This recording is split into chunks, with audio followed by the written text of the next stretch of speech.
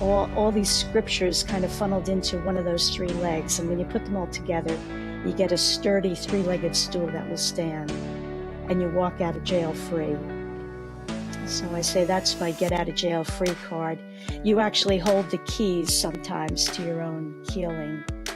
You just don't know it. Welcome to Radical Abundance. I'm your host, Teresa Janzen, and I can't wait for you to meet my friend, Pat Butler. She's an author, a poet, a pioneer in missional arts, and she envisions a world in which every Christ follower experiences the radical abundance that Jesus meant for them to have. Welcome, Pat. It's so great to have you on Radical Abundance. Thank you, Teresa. I'm excited already just hearing that introduction, your enthusiasm. Thank you. So, Pat, you and I have known each other for a while through our writing experiences and things like that. And I've had a chance to preview your book that you have coming out, which is Collision, How I Found My Life by Accident. I am so excited for the rest of the world to see this book. And I am honored that I was one of those to get to pre-read it. So thank you for that. But I just love the title and the subtitle, How I Found My Life by Accident.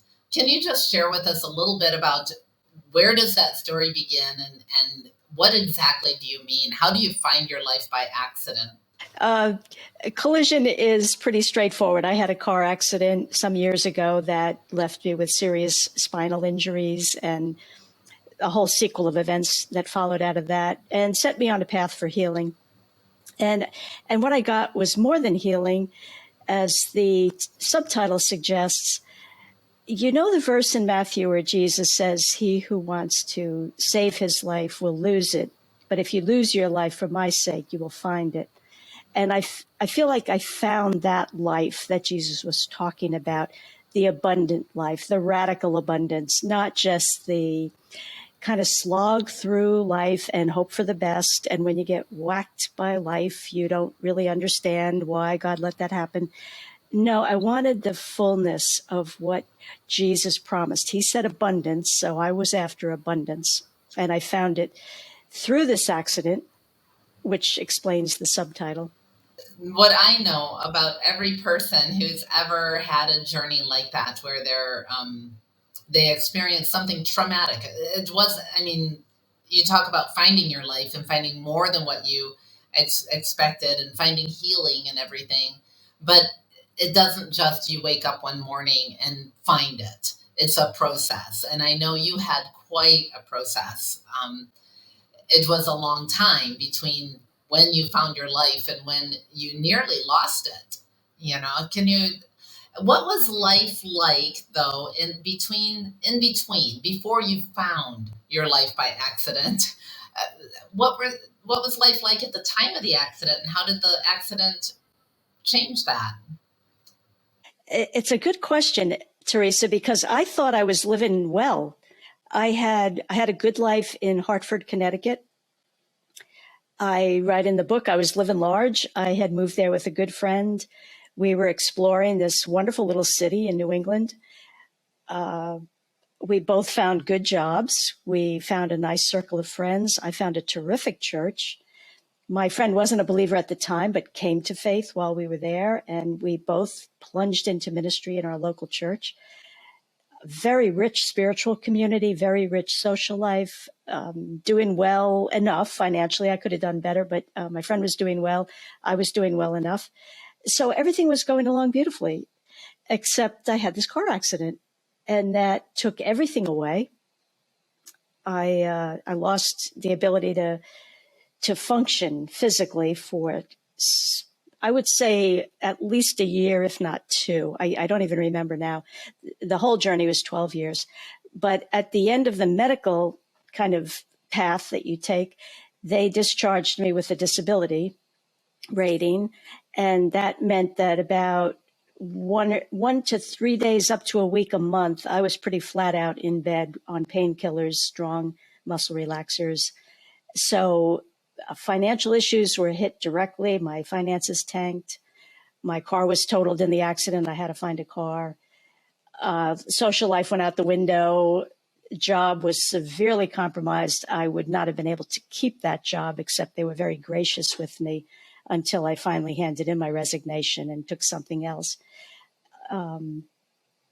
So every level of life was severely impacted, and I couldn't understand how that happened or why that happened. When did you come to the realization that you were really in a crisis, though? Was it the physical crisis? Did you know that you were in any other type of crisis? It was probably 2 years into the journey. Nothing was getting better. The medical people couldn't explain it. They were discharging me. They were saying, we can't do anything more. I had tried some alternative things like chiropractor, acupuncture, long list of things I won't go into, but just about everything. If anybody had a suggestion, try this, it worked for me, I would try it, and it didn't work for me. So everybody kind of in my circle was sort of giving up, like, well, we don't really know what to tell you. And the my spiritual community was of the opinion, this is God's design right now for your life, and you should surrender to it. His grace is sufficient, as he told Paul, or maybe it's discipline for sin. But we worked on that heavily. I was pretty sure I was clean, and I was working with people to make sure I wasn't in some sin that I was denying or not seeing.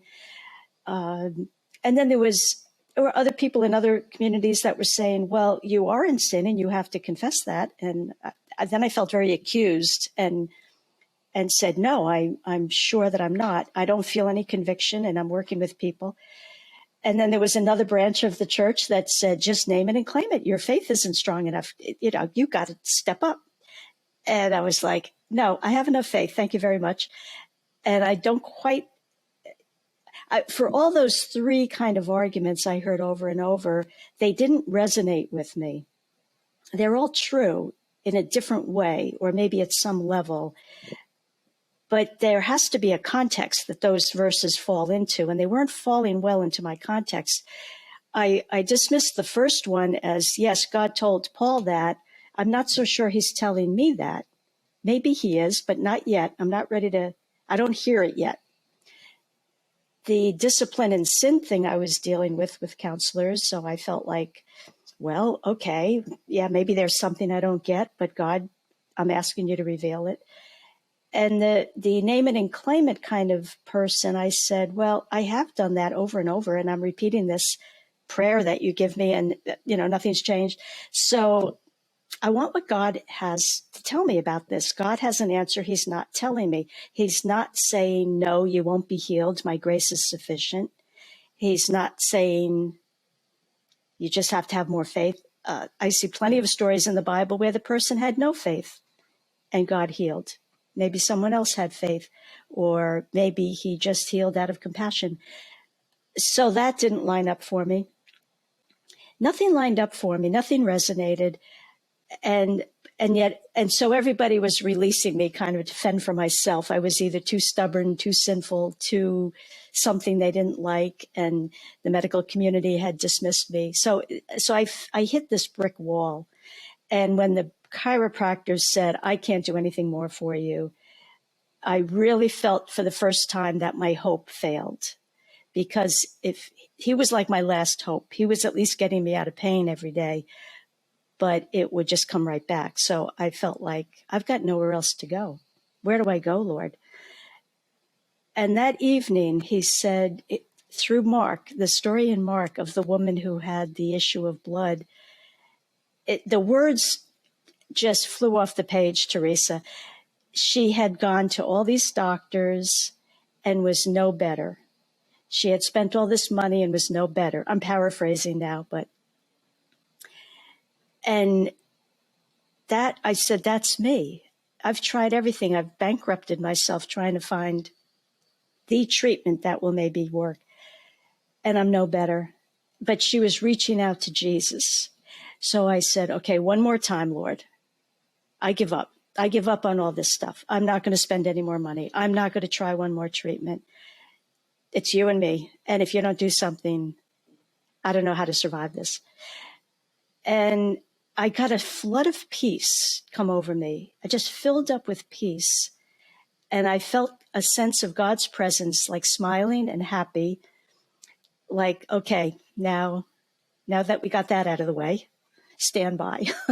That was kind of what I sensed that God was saying. He was pleased with that prayer, and he had things in motion, and just wait. And that's what I did. So this whole month we've been talking about freedom, and we can relationships and things can really have us tied up in a lot of bondage. And so you had all of this pain, which definitely had you tied up.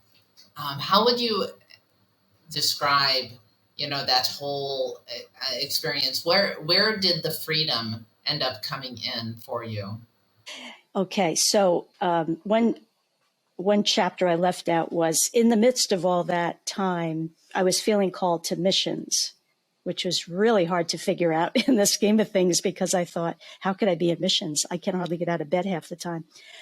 Well, long story short, I did go into missions where I encountered the demonic in manifestations around me in the culture, and I didn't know what to do with that. And in seeking help to deal with that, to help others deal with it who are coming for help, I came upon Neil Anderson's writings. He wrote books called The Bondage Breaker, Victory Over Darkness, and he had this little booklet and prayer process called 7 Steps to Freedom. One of the key verses that he would use is from John's Gospel, where Jesus said, "You will know the truth, and the truth will set you free." And that was kind of a theoretical message to me initially. I didn't really quite understand much at the time, but I kept pursuing things through his ministry. And then I was back in the States for a time, and I attended a conference there. And through that process, I got a glimpse of a reality I hadn't understood very well, the dark side, let's say. And at some point I came across that parable in Matthew, the parable of the unforgiving servant.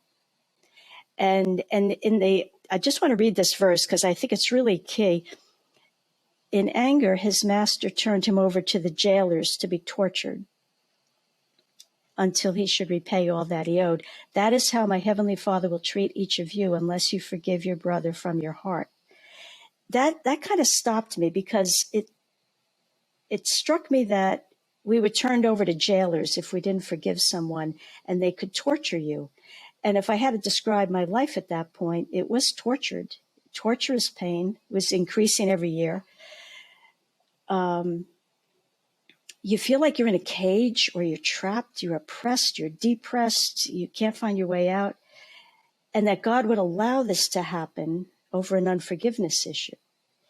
So that got some wheels turning. There was a whole sequence of events here where, again, I was pursuing with pastors, with these prayers, with this ministry. I don't see any sin, but am I guilty of some unforgiveness? Well, then fast forward to another conference, just trying to learn, I felt like I was onto something between that and the demonic, with this torture word, the torment in some translations. And in between sessions, it wasn't in a session, it wasn't in a prayer group, it wasn't in a small group, it wasn't over a meal. I was just walking down the hall from one session to the next, and God unleashed this memory that was very visceral, to the point where I had to grab the wall. I thought I was going to fall over. And maybe it was a vision. I really don't know how to describe the experience, but it overpowered me. And it was a flashback to a certain lawyer who was prosecuting me at the time for the insurance company as a fraud, and how angry I got. And then my lawyer calling me to say what the settlement would be. And I said, well, that doesn't begin to pay for that will pay for bills, but what about the future? If I have a permanent disability, what do I do about the future bills? And he got very dismissive and said, well, how can you be so greedy? You're not going to get a better settlement than that. You haven't lost a limb or an eye, and you're walking around, you're not paralyzed. Nobody's going to believe you. And I blew my cork, Teresa. That Irish temper flew, and I slammed the phone down. And in that hallway, he just unfurled that scene again in my mind and said, what did you do with that anger? The next thing I knew, the verses from Ephesians were coming through. Do not let the sun go down on your anger. Do not let the enemy get a foothold. And I immediately saw the connection to that other verse in Matthew. The jailers had come and gotten me because I had given them a foothold by not regulating that anger.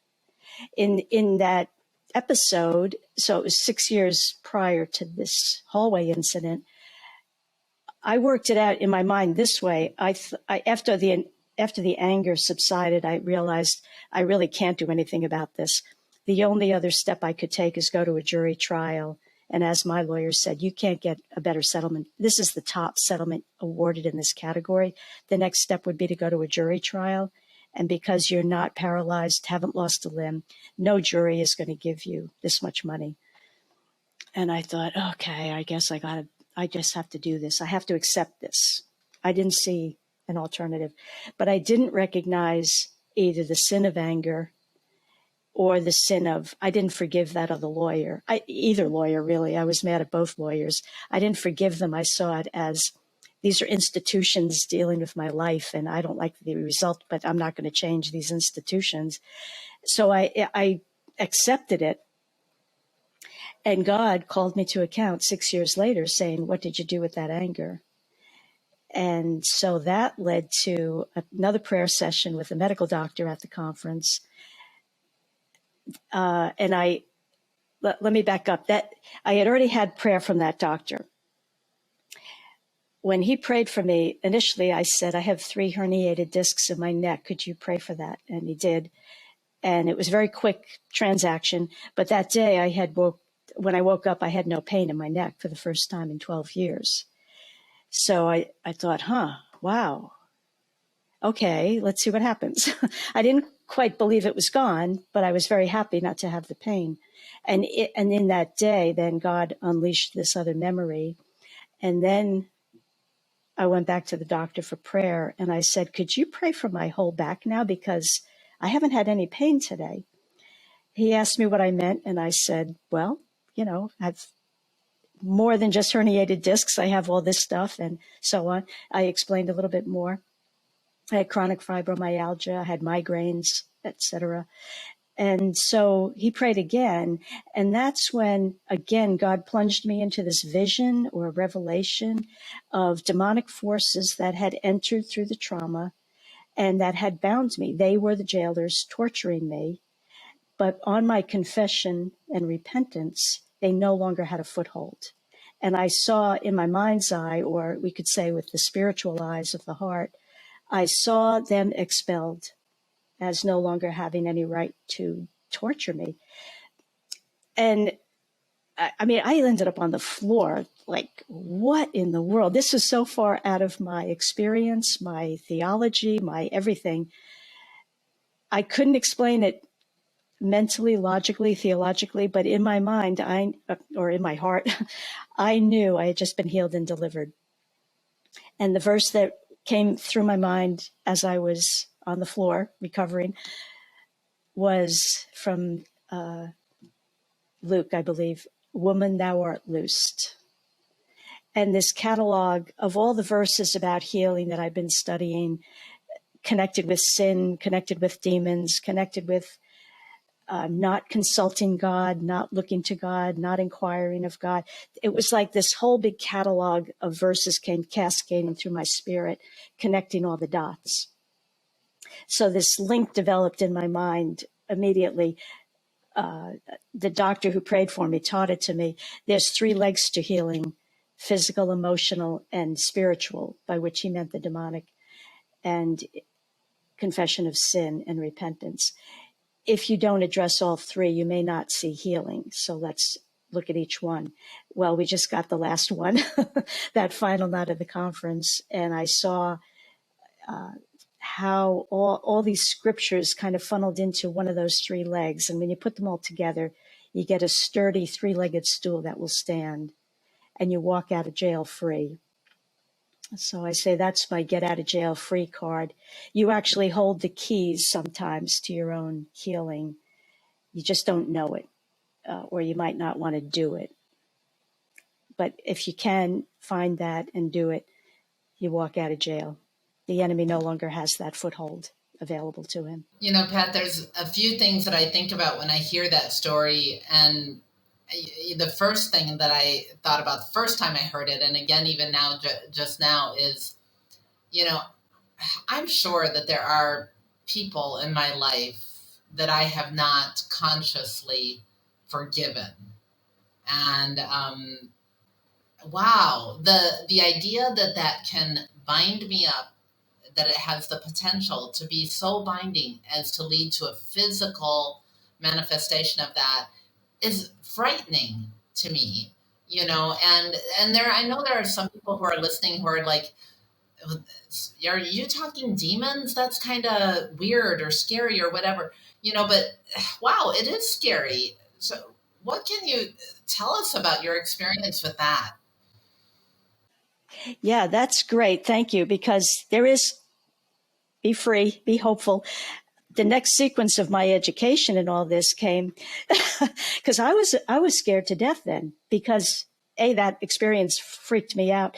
But also I said, well, how can I get to heaven if I don't even know who I need to forgive, or that I don't know I'm in sin? And yet I was trying, like I was doing all the right things, right, to discover if there was something going on.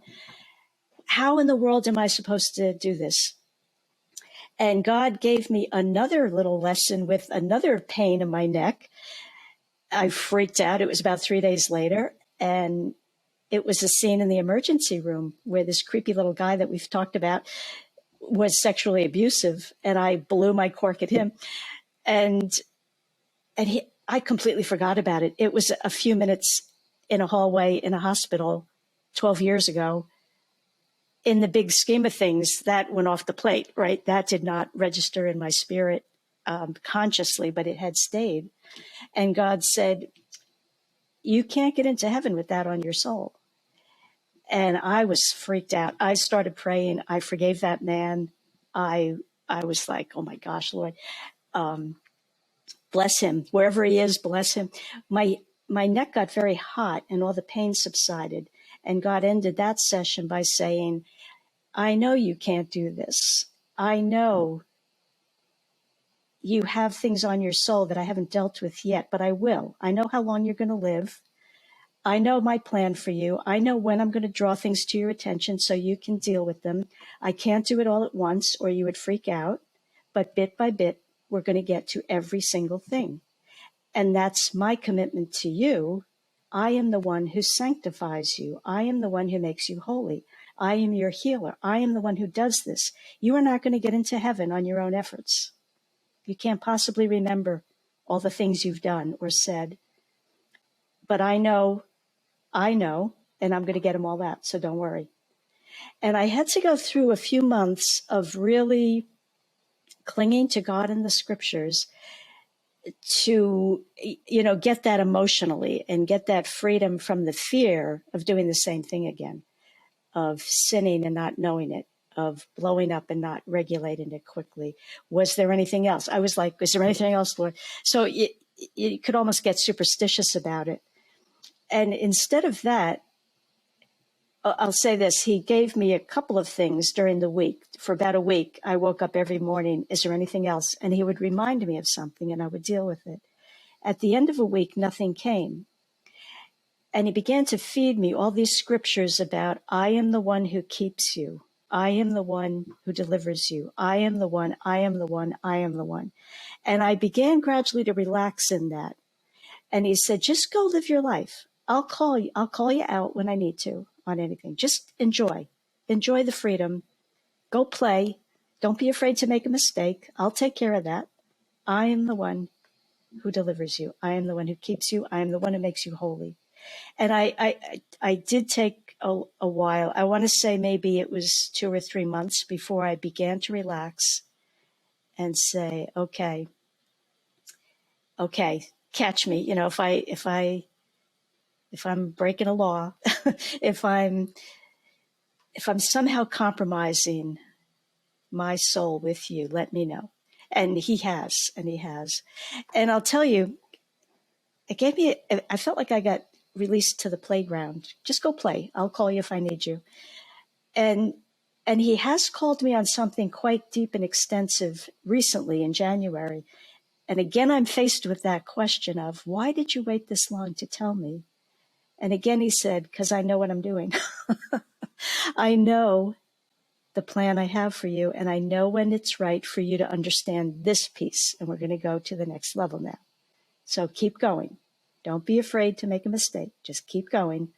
I'm going to get you to heaven. I'm going to get you through. The other thing I think about when I hear this story is how amazing God is in his love and care for us, that he doesn't want even those things that we don't consciously remember to ever be a hindrance. He wants us to be set free from these things. And it's not like a tricky thing, and it's not a you know, it's not a test, it's not any of those things. It is God's desire for us to live in this incredible freedom, and we can't do that if we hang on to those things, because our brains remember in the subconscious even if we're not remembering in the conscious.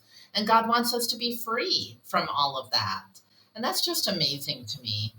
Absolutely.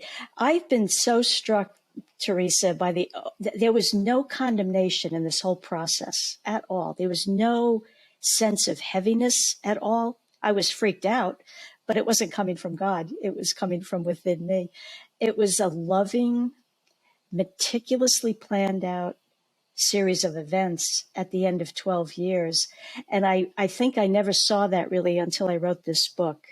So I'm kind of jumping around on things. It's a little bit laid out. It's laid out a little better in the book, of course, but it's kind of stunned me how meticulously he is watching over us and working out our salvation. And that has brought more and more rest and freedom into my soul as I think, I don't have to worry about a thing. That temptation can come, but he is a loving, heavenly, compassionate, gracious father, just like a good father would try to get that child to push further, go farther, jump higher, go out and conquer the world. You know, mothers tend to hold on to the kids, right? Don't get hurt. Don't get hurt. But the father's like, go ahead, get out there and try it. If you fail, we'll figure it out. I've really come to appreciate this masculine side of God, balanced with this very tender mother nurturing the child. Like, yeah, he'll put the Band-Aid on if we get hurt, but he's also pushing us. He doesn't want us to live in fear either, right? Just live without fear, except the normal natural fear. Like if there's a snake in my path, I am going to avoid that. But the toxic fear, don't live with that. That will bring the jailers back. It brings the jailers around. Well, speaking of fear, I have to tell you, I think that you're very brave to put the story in a book, because I know that the Christian community responds differently to this whole idea, talking about the spiritual warfare and that type of freedom. And I live in Africa, and I can tell you spiritual warfare is real. And I think that it isn't quite as obvious sometimes in the United States. And so then it causes the American church to even question it. How did you go through the decision to even write this book? Well, I always felt it would go out publicly at some point or another, and that began through speaking engagements first. And I was very discreet at first because I know how this sounds to people in different religious persuasions. I was very cautious, but I gradually began to see I want to help rescue those people who are jailed. I hate Satan's work, stealing, killing, destroying lives. And if my testimony could help someone, I couldn't stop myself, right? So I got in many situations over coffee tables, in airports, you name it. if I hear of someone with spinal trauma, especially, I pay attention and I say, well, can I tell you what happened to me? And I've had the joy then of leading numbers of people through to freedom. That's very motivating. And then I came across, I had written this letter out as a testimony to a new believer that right after the accident, I didn't want to lose any of the detail. I was discipling him. I wanted to share that story. So I wrote it out. I've always kept it. I found it in the last week of December 2019. I came across the letter as I was cleaning out files, and I thought, oh, I should polish this up a bit and put it on my website as a story of healing, because that's part of what I do on my website. And I brought it to the writers group, as you remember, and you all began to say, well, like, wait a minute, what happened here and what happened there, and who is this and what about that? And the story kept expanding, and I was getting a little frustrated because I wanted to just quickly get it up on my website so people could read it. Well, we talked about that till July. I was still bringing pieces of the story 7 months later. Like, can we just finish this, guys? Could you please just like it now how it is? And then I was also working on another manuscript, so I was getting frustrated that there were like 2 manuscripts now competing for my attention. And I finally sat down with God one night and said, I am so frustrated, Lord. I can't seem to finish either one. And he said, that's because you're working on the wrong book. You're working on this manuscript. You need to be working on this little letter, and that is your story. That is the story to lead with. It deserves a book. It deserves your full attention, not a fast, slapstick job where you stick it up on Amazon as a PDF or a little corner on your website. It would be very obscure, probably. Give it the full attention it deserves. Write this the way it should be told, which I didn't even know how to do. I had no intention of writing that as a book. And then it coincided with an online writers conference. Thanks to the pandemic, we have online writers conferences, and I found ways to work it. And I also found a connection with Redemption Press, who is publishing it. And a couple of weeks later, God just nudged me to go for it. Go for it. I asked him how we're going to pay for that, because I am practical sometimes. And he said, GoFundMe, very clearly. I didn't want to draw it out of my missionary support account because I just felt that it was a different time. I was moving into a different season. It was time to start separating finances from missionary support to other funding streams. I tried GoFundMe. It was a huge success. I got what I needed for the first stage of publishing within 24 hours. I was shocked. And I felt that was a confirmation that God was urging me to get this done right, and he will provide. And so it's been. So I am now almost at the end of that journey. I'm hoping to see the book released in June, and it is in pre-order sales now. So I'm getting to the end of that journey, which was another journey in itself. I'm already experiencing the good and the bad, the pushback and the pleas for help. So I'm already experiencing the tension of like knowing I'm going to have to manage this. I'm ready for it. I'm prepared for it as best you can be. And the truth, it's the truth. The truth will help people. And that's all I can do is speak the truth of this story, guide people to the scriptures that if you just look at it in a certain way, the paradigm might shift and you might find healing. Well, I'm going to put a link to the pre-order page in the show notes. People can find that there. And I've already ordered mine. I can't wait for it to come out. And really then to see the response that people do have, and the number of people who will continue to be set free from your testimony of God's amazing love and his desire to set us free. He has never desired for us to live in condemnation or in bondage in any way. His desire is for us to have a radical abundance of freedom. And your story is absolutely a testimony to that. So thank you. So other than the book, tell us, how can we get in touch with you, and what else should we know about the ministry of Pat Butler? Yeah. I would just like to add one note for someone who isn't healed, because there are people who seek God who are not healed, apparently. And we know this from Paul, right? Paul was told by God, you will live with this and my grace will be sufficient. But you will live with, I think, a similar word. You will get a personal word from God. I think he will tell you if you are to live with an affliction long term. I've heard that from others, that testimony where God told me I would not be healed, and this is why, and this was maybe the purpose. So I would just like to cover that base for those who may try all this and it doesn't work, in quotes. Their answer is different than mine. So I feel you, I really do, and I want you to know that God still has purpose. So yes, you are very welcome to reach out to me if you have a question. My website is mythicmonastery.org. I'm on Instagram, probably the most. You can find that in the show notes. Thanks for the pre-order, Teresa. Yeah, you can find, if you go to my website, you can choose to subscribe and follow the news, and you will get a thank you gift, which describes my story in a little bit different structure and includes worksheets to help you work through your story. If you choose not to subscribe, you can still enter the website and go to the collision tab, and you'll find the pre-order link there as well.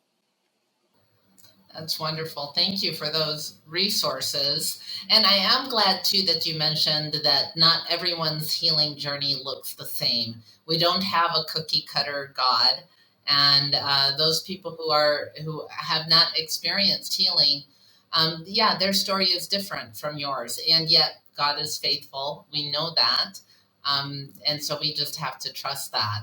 Pat, as we wrap up our time here together, do you have any closing thoughts for the Radical Abundance audience? Just a thought occurs to me about Paul. He was told no, he was going to keep that thorn. And yet, look at the radical abundance of his life. It's extraordinary to me that God can do anything through anybody, any set of circumstances. And it doesn't have to be this kind of grit your teeth and grind through it and endure until the end. It can be radically abundant, even in what looks maybe to the world like a horrible story. That's the external story. Internally, you could be lighting fires in the kingdom of God. And that's a lot of cause for hope. I would not have changed this story at all. Many times we say, well, I'm glad for what I learned through that. I wouldn't want to go through it again. I don't think I'd want to go through that again, but I am so grateful for that education that I got through the car accident. So go find your life, everybody. Get the radical abundance God has for you in your story. Amen. And Pat, thank you for joining us on Radical Abundance, and I wish you a radically abundant day. Thank you, Teresa. You too.